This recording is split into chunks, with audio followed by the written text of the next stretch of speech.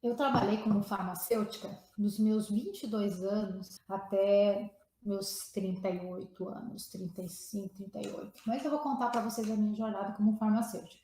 Então, formei, já tinha casado, já estava com filho, já tinha passado num concurso público, já assumi o concurso, já fui trabalhar. Meu primeiro emprego foi dentro do hospital. Trabalhei como farmacêutica hospitalar, dando plantão. E como eu era muito proativa, faz parte do meu perfil, eu não sou de ficar quieta, eu vejo problema, eu vou buscar a solução, eu sou comunicativa, eu fui buscar entender todo o processo, vendo as necessidades, arrumando as coisas, logo eu passei a ser gerente da farmácia. Como gerente da farmácia, eu tive a oportunidade de desenvolver projetos, eu tive a oportunidade de desenvolver políticas para assistência farmacêutica do hospital e ajudar a melhorar muito. Então, eu desenvolvi a farmácia satélite, as doses unitárias, a nutrição parenteral. Com isso, a gente teve uma economia muito grande dentro do hospital, melhorando o acesso dos pacientes aos medicamentos e melhorando, então, a padronização de medicamentos, material médico hospitalar. Foi uma experiência muito grande em pouco tempo. Né? Com 25 anos, eu era gerente dessa farmácia, já tinha minha filha Letícia, então eu sou, né, um pouco precoce nessa movimentação. Então, eu trabalhei no pronto-socorro aí por uns 5, 6 anos, né, e me tornei farmacêutica hospitalar, especialista em farmacêutica hospitalar. E depois de um tempo, eu senti necessidade de conhecer um pouco mais sobre gestão de serviços médicos hospitalares. E fiz duas formações, né, um MBA em Administração de Serviços de Saúde e Negócios, e fiz uma especialização em assistência farmacêutica no SUS, que era um hospital municipal, era público. Me tornei delegada de política de medicamentos, aí eu passei num concurso para perita criminal. Associei, eu podia ter esses dois vínculos, né? Fui trabalhar com perita criminal. Trabalhei 2 anos como perita criminal. Lá eu tive outra capacidade que foi a questão de investigação de drogas. Então, as drogas apreensivas passavam para aquele projeto ali de avaliação e identificação de drogas, incriminar ali as pessoas. E foi uma outra experiência onde eu pude usar a minha capacidade, né, de pesquisadora mesmo ali, que foi bacana, foi muito legal. Aí depois eu passei em um outro concurso do Estado, na área de saúde, no Estado, e assumi, então, uma função de farmacêutica no Estado. E ali eu comecei a ver e aplicar, né, essa questão das políticas de assistência farmacêutica. Eu já tinha sido delegada, já tinha ido para Brasília, já tinha feito um trabalho na OPAS para trabalhar com projetos. Trabalhava muito com planejamento estratégico, eu senti necessidade de fazer um mestrado. E fiz um mestrado em planejamento estratégico pela Universidade Federal do Mato Grosso. Por que eu estou contando tudo isso? Porque eu estou falando que a vida da gente, ela vai sendo construída ciclo por ciclo. E talvez a gente não tenha toda essa consciência. Não, eu planejei tudo isso, eu planejei. Mas eu estava aberta às possibilidades. E eu fazia o melhor em cada momento que eu estava. Se eu estava na faculdade, eu estava o meu melhor na aula, eu estava o meu melhor para estudar para a prova. Quando eu estava trabalhando, eu fazia o possível e o impossível para fazer o que tinha que ser feito, mesmo sendo concursada pública, que muitas vezes as pessoas falam, concursado público não se compromete porque tem estabilidade, etc. E tal. Então, o que eu estou dizendo? Eu estou falando de posicionamento, de comportamento. A responsabilidade da gente fazer o nosso melhor onde você está. Em algum momento, aliás, sempre tem alguém olhando, tem alguém identificando o seu potencial e o que você está fazendo, os desafios que você está enfrentando, estão te preparando para o próximo ciclo, para o próximo nível. E foi assim comigo. Né? E aí, naquela época, logo depois que eu terminei meu mestrado, eu tive a oportunidade de dar aula. Então, eu me tornei professora da universidade. Então, outro movimento. E tudo isso exigia, né, múltiplos papéis, habilidade de gestão de tempo, de administrar muitas coisas, mas minha casa, minha família, meus filhos, meu casamento, que é desafiador para a mulher. Esse movimento, eu não estou dizendo que todas as mulheres precisam ser assim, porque não é para todo mundo. Mas eu vivi conflitos, e agora eu vou falar dos conflitos. Como mulher, né, como mãe, eu vivi nesse período, nessa trajetória aí, né, eu tive meus 3 filhos. Então, com 22 anos tive meu primeiro, com 25 a minha segunda, e com 33 eu tive a minha terceira. Foram, então, uma fase de muito crescimento profissional, de muita dedicação, de muito estudo, e também de estruturação da minha família. Eu tive que ser mãe e ser profissional ao mesmo tempo. E eu chorei muitas noites, eu fiquei preocupada com os meus filhos doentes. Eu tive, né, dormi poucas horas porque eu tinha que trabalhar, eu tinha que estudar, fazer meus trabalhos acadêmicos à noite para poder entregar no outro dia. E isso foi importante porque naquele momento eu sentia que eu tinha que fazer aquilo, por todos os meus conflitos que eu tinha de estar assim não tão presente na minha casa com meus filhos, eu entendia que eu precisava, que aquele era o meu momento. E eu estava naquele ciclo, naquela energia, né? Aí você fala, mas por que precisava de tudo isso? Era só financeiro? Não, graças a Deus não, né? O financeiro tinha estabilidade, eu tinha meu marido que é médico, que até ele falava para mim, então esse é outro conflito. Meu marido falava assim: por que você trabalha tanto? Você não está olhando os nossos filhos, você não está vendo a tarefa deles, eles não estão bem, não estão comendo, é babá, é empregada, é isso e aquilo. Tudo na minha cabeça, né? E aí ele tinha razão, ele tinha as razões dele, né? Você não precisa trabalhar, porque eu posso, né, prover as coisas, mas a minha vocação, né, a minha missão, ela não me permitia ser só dona de casa. Não que dona de casa não tem um valor importantíssimo, que eu sei o valor, né, é precioso, mas eu tinha esse desejo, então fazia parte da minha vocação, do meu chamado, cumprir aquilo que eu tinha me preparado. E eu sempre pensava assim, se Deus me permitiu, né, me capacitar nessas áreas, nessa vocação, eu preciso retribuir, eu preciso completar, eu preciso servir na onde eu tenho competência para fazer. E esses conflitos permaneceram. Né? Minha família, meus pais viam aquilo, para que tanta correria? Você não precisa disso. Então eu ouvia, eu tinha as crenças e o exemplo da minha mãe, a minha família, né? A minha história da minha família, uma família muito patriarcal, uma família onde as mulheres não trabalham fora. Então era como se eu estava sendo meio que uma ovelha negra, rompendo esse ciclo de trabalhar fora sem necessidade. E nos olhares deles não era lindo e maravilhoso, era até meio condenável, porque eu não estava cumprindo bem o meu papel de mãe e dona de casa. E até de esposa. E meu marido também, né, pela cultura do exemplo da mãe dele, a cultura dele, ele não via tanta necessidade como se fosse uma loucura. E o meu conflito era dois, que eu vou falar aqui para vocês, esses são os meus conflitos. Primeiro que eu queria cuidar muito bem dos meus filhos, eu queria dar o melhor para eles. Eu fiz o melhor que eu podia com os recursos que eu tinha naquele momento. Mas eu tinha essas crenças e essas vozes na minha cabeça, do meu marido, dos meus pais, como se aquilo que eu estivesse fazendo era insuficiente. Por outro lado, eu tinha uma vontade muito grande de estudar, de aprender, de servir, de fazer o que eu tinha que fazer. Então, esse conflito de por que uma mulher tem que abrir mão da carreira, da vocação dela, para ser apenas mãe, eu não concordava com isso, porque eu pensava assim: se eu não tivesse recursos financeiros, eu teria que trabalhar. Por que que então eu sou autorizada a trabalhar para sustentar minha família, mas não sou autorizada a trabalhar para ter uma realização profissional? Eu não aceitava isso. Então, como eu não aceitava isso, eu fui buscar respostas. Só que esse passar, né, teve um momento, aos meus 35 anos, que eu tive que parar. Eu tive um burnout, né, eu tive um tumor na minha tireoide.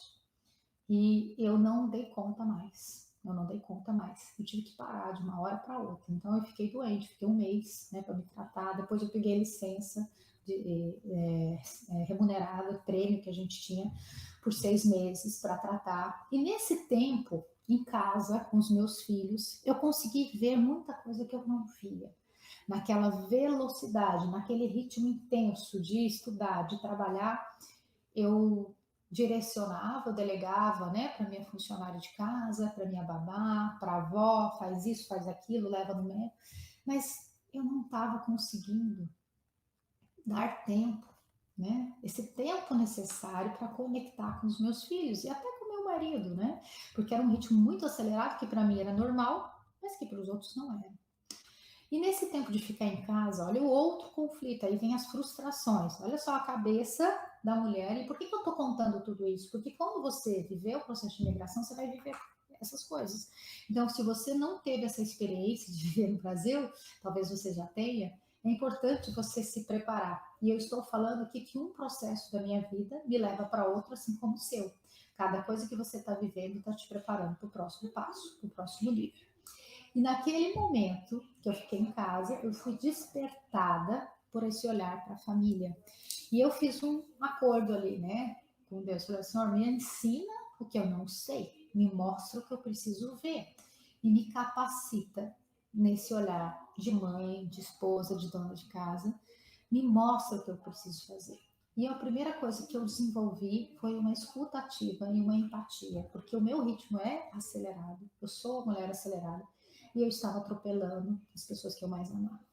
Então eu fui trabalhar com esse ir ao encontro dos meus, ir verdadeiramente ao encontro dos meus no ritmo deles. Isso foi tão lindo, tão precioso, que eu me conectei de verdade com os meus filhos, mas não foi fácil, foi extremamente doloroso naquele momento. Agora que eu tô falando, tá fácil de falar, mas me trouxe depressão, me trouxe ansiedade, né? Eu tive uma crise de ansiedade danada, eu não conseguia dormir, porque eu não, sabe, eu me sentia extremamente frustrada de estar em casa, não estar trabalhando, porque para mim eu precisava estar trabalhando, aquilo ali não era legal. E aí eu fui me adaptando, né, fui me entendendo, ressignificando. Naquele momento eu não tinha formação nenhuma em coaching, né, não entendia nada de perfil comportamental, de pessoas. Eu entendia de gestão, eu entendia de planejamento, sabia, entendia de execução, de metas, de resultado. E eu queria que meus filhos andassem no mesmo ritmo das pessoas que eu liderava, né, para atingir os resultados. E então eu forçava eles um ritmo que não era muito legal para eles. Com isso, eles tiveram problema de fala, tiveram problemas de obesidade, tiveram problemas de autoestima. Meu filho tem problema de raiva. Na adolescência, né, ali quando eu me conectei com eles, eu percebi tudo isso. E eu fui buscar apoio. Aí eu fui buscar ajuda de psicólogo, de fonoaudiólogo, tudo isso que eu até então não estava conseguindo ver. E aí eu fui buscar também esse autoconhecimento. Eu fui ler livros, eu fui buscar ajuda de pessoas, e principalmente na espiritualidade. E eu entendi e fiz um propósito na minha vida dos meus valores, né, que era incondicional para mim, cuidar da minha família, que eu não queria mais trocar, né, o sucesso da minha família em função do sucesso profissional. Mas aí vem o 880, né? Eu estava em casa, aquilo ali também não era suficiente.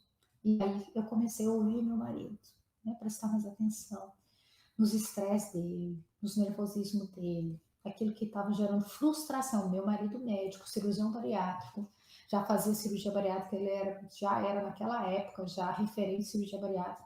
Ele tinha muitos conflitos profissionais, ele tinha muitas frustrações, porque ele tinha um desejo de fazer mais para os pacientes dele, e ele não conseguia fazer como médico. Naquela época, ele trabalhava num consultório dentro de uma clínica que atendia várias coisas, e ele era o médico que alugava a sala. Quando eu comecei a ouvir as frustrações, o desejo que ele tinha de fazer mais pelos pacientes dele, eu comecei a mapear, porque a minha cabeça, ela é rápida, porque eu fui treinada para trabalhar com planejamento estratégico, com projetos e buscar solução. Então, eu ouvia e fui mapeando e fui trazendo para ele, né, a solução. E em menos de 6 meses surgiu o IOS, que é a Clínica de Cirurgia, né, de Obesidade, Dr. Marco Aurélio Fonseca, que há 11 anos, né, vem ajudando pessoas a emagrecer de forma estruturada, com uma equipe multidisciplinar, seja fazendo dieta, seja fazendo cirurgia, seja colocando balão.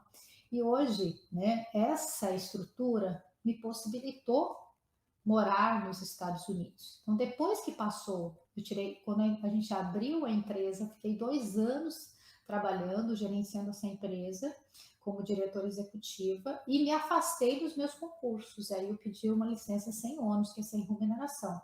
Eu fiquei 2 anos ali administrando essa empresa. Então, pensa bem, eu sou farmacêutica, né? Fui perita criminal, sou bioquímica, fui professora universitária, fiz mestrado em planejamento estratégico, passei por esses conflitos de vida enquanto mãe, enquanto esposa, né, esse conflito de mulher, se assume profissão, se não assume, fiquei doente, tive um burnout. E nesse burnout surgiu a oportunidade de empreender. E me tornei uma empresária, uma empreendedora na área de saúde, usando todos esses recursos que a minha vida foi me levando a viver. E aí você fala, acabou? Não acabou, né? Depois de 2 anos trabalhando na gestão do IOSSE, eu precisei me apresentar na Secretaria Municipal e Estadual de Saúde como funcionária concursada. E aí eu vi que não cabia mais, né? Lembro do meu acordo de não mais trocar a minha família, de me posicionar no equilíbrio, de ter espaço, né, de ter a liberdade, a autonomia para fazer aquilo que eu acredito, para ajudar as pessoas, para ajudar as empresas, mas para cuidar da minha família. E naquele momento eu tive coragem de pedir a minha exoneração. Quando todos querem passar num concurso público, eu tinha 2 concursos, né? Eu tinha mestrado, eu tinha uma carreira, então eu estava assim no topo do meu salário, porque eu tinha duas especializações, né? Eu tinha um título de especialista e tinha um mestrado e já tinha feito, né, um trabalho como coordenadora da assistência farmacêutica. Eu era reconhecida, eu era elogiada, era aplaudida, as pessoas sabiam do meu potencial e elas acreditavam, me davam cada vez mais oportunidades. Mas eu vi que aquele era o momento mais importante, eu precisava tomar aquela decisão. Foi fácil? Não foi fácil. Estou falando para você que o autoconhecimento, que o movimento que você faz para enfrentar os seus medos, as suas feridas, as suas angústias, elas podem, elas te ajudam a você poder desvendar e surgir novas janelas e novas portas na sua vida. Então, aquilo que hoje parece o fim, escuta o que eu estou te falando, aquilo que hoje parece o fim na sua vida, na sua carreira, pode ser uma porta que está se abrindo, que você ainda não tem noção para onde vai te levar, mas que pode ser uma oportunidade maravilhosa, que vai te trazer muito mais condição de realização do que você já viveu até agora. Quando eu tinha meus 35 anos, né, lá quando eu tive meu burnout, eu achava que eu estava super realizada. E eu estava, né? Mestrado, né, coordenadora da Ciência Farmacêutica do Estado, salário bom, estabilidade, o que mais que eu poderia ter? Né? Então, houve um terremoto emocional, teve ali o burnout, e eu consegui ver lados da minha vida que eu não estava vendo. E aquilo me trouxe uma possibilidade de ser uma empresária, me levou para outro nível. Começamos financeiramente a ganhar muito mais do que eu ganhava como concursada. Me trouxe liberdade, me trouxe autonomia. Teve risco? Teve dificuldade como empresário? Teve. Tudo tem. Nada é de uma hora para outra, mas é um processo. E aí eu aprendi, né, a suportar esse processo. E uma das coisas que eu entendi, que eu não sabia, que eu não tinha recursos, que eu precisava buscar informação, é sobre gestão de pessoas. Foi aí que eu fui estudar o coaching. E nessa jornada de estudar coaching, estudar pessoas, eu me apaixonei por essa metodologia. Essa metodologia trouxe sentido, significado a muitas coisas da minha história que eu não entendia. E me fortaleceu muito mais ainda a minha identidade. Me trouxe clareza nos processos de decisão. E aí, então, né, em 2017, eu montei a minha empresa, que é a Connection Leadership School, que então era a minha empresa, onde eu trabalho com desenvolvimento e liderança de equipes. Então, eu passei de farmacêutica para professora, perita criminal. Depois eu me tornei empresária na área de clínicas de saúde. Depois eu me tornei uma coach. Depois eu me tornei uma palestrante, uma treinadora na área de liderança. Depois eu abri uma empresa nessa área. Isso em 2017. Em 2016 a gente comprou uma casa aqui nos Estados Unidos. Começamos a vir como turistas. Passeamos, começamos a ver que aqui era bom. Começamos a pensar na possibilidade dos nossos filhos vir fazer faculdade aqui. E começou novamente. Em 2017, né, eu já comecei a ficar mais tempo aqui nos Estados Unidos. E aí, em 2018, eu vim morar. Então, eu estava com minha empresa nova, iniciante, começando ali, prospectar cliente, fazer treinamento, equilibrar os caixas. Mudei. 2018, então começou uma nova jornada. Em 2018, já em julho de 2018, eu estava com outro projeto, que era a Maratona de Saltados. Falar, essa mulher é doida, né? Essa mulher não para. Então, o resultado da minha experiência, dos meus conflitos como mulher, da carreira, da profissão e dos filhos e da esposa, dos papéis meu como mulher, resultaram nesse treinamento da Maratona de Salto Alto, que é um treinamento de inteligência emocional para mulheres. E esse treinamento, ele aconteceu depois online, porque eu estava aqui, ainda tinha cliente no Brasil, e aconteceu durante 2 anos, aí veio a pandemia, entrei nesse mundo digital, fui estudar digital, hoje eu sou, né, tenho uma formação em marketing digital. Olha quanta coisa que vai acontecendo na carreira de uma pessoa.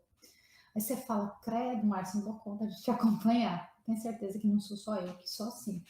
Então, o que eu estou querendo dizer para você é que o movimento te leva a resultados, te leva a experiências e a competências que você não sabe ainda muitas vezes para onde você vai usar e como você vai usar. Mas quando você se coloca numa situação desafiadora, como sair do seu país e recomeçar a sua vida no outro país, você vai precisar desses recursos. E esses recursos vêm com você, olha que maravilhoso. Pode ser que o seu diploma de farmacêutica não vale, que o seu diploma disso, daquilo não vale, mas o conhecimento e a sua experiência vale. E isso gera em você uma crença de competência. Isso gera em você que você diz, eu errei, né? Eu não deu certo nessa área, mas eu consigo recomeçar, eu consigo fazer de novo. E é isso que eu quero mostrar para você, a importância de você se reorganizar. E aqui nos Estados Unidos, desde 2020, então, eu abri a Connect Leadership, que é essa empresa de treinamento, voltei a trabalhar com isso. Mas devido à minha jornada com a Maratona de São Paulo, tem muitos clientes mulheres, muitos clientes que moram aqui, ou seja, mulheres imigrantes. Com isso veio a necessidade de atender essas famílias, e aí começou então o atendimento das famílias, e usando todos os recursos que eu tenho, eu fiz uma formação em mentoria, usando todos esses recursos que eu tenho da minha jornada, né, e a minha experiência em planejamento estratégico. Então eu criei a metodologia Imigre Certo, que tem como objetivo proteger a sua família. O que é se proteger a sua família? É ajudar você a estruturar esse planejamento estratégico da transição de vida da sua família, para que sejam minimizados os impactos emocionais e financeiros nessa transição, protegendo a sua identidade, protegendo a sua história, resgatando na sua história esses recursos que eu acabei de te contar aqui na minha história. Quantos recursos vocês viram aqui na minha história? Conta para mim. O que foi aqui de mais precioso que vocês viram na minha história, que te inspirou, que te motivou? Vocês viram que eu tive frustrações, que eu tive conflitos, mas vocês viram que todos esses desafios me prepararam para o próximo nível. E hoje eu consigo unir na minha história, por conta do meu processo de autoconhecimento, do meu processo de abraçar os meus desafios e não fugir deles, de abraçar e enfrentar os meus medos e não fugir deles, essa confiança para errar, para recomeçar, para tentar de novo. E essa é a característica que você, como imigrante, precisa carregar com você. A sua história, a sua identidade, fortalecer as suas competências e não ter medo de errar. Se preparar, se proteger, definir o destino, sim. Definir, né? Você quer validar diploma? Tem um caminho para isso. Vamos se dedicar para isso? É esse o caminho? Vamos embora. Você quer começar uma nova carreira? Qual a melhor carreira para você, considerando as competências, o curso que você já tem, que você carrega da sua história? Nada de começar do zero, começa do seu ponto de partida, porque você traz com você uma jornada, uma experiência que vai te propulsionar a você ir mais longe. Então não descarta o que você traz na sua trajetória, na sua bagagem, na sua história, mas vamos lapidar, vamos resgatar, vamos garimpar na sua história. Como mentora de transição de vida para imigrantes e famílias, essa é a minha missão. É resgatar os tesouros dessa história, é fortalecer a sua identidade, é te dar uma direção, uma rota mais segura para você viver essa jornada como imigrante nos Estados Unidos e você minimizar essas frustrações, esses impactos emocionais, esses conflitos, ou entender e abraçar esses conflitos para que você possa se reposicionar, para que você possa de novo sentir essa alegria da realização profissional. Realização profissional é muito mais do que você ganhar em dólar, de você ficar rico aqui nos Estados Unidos, é você cumprir a sua missão. Esteja aqui, esteja no Brasil, esteja onde você estiver.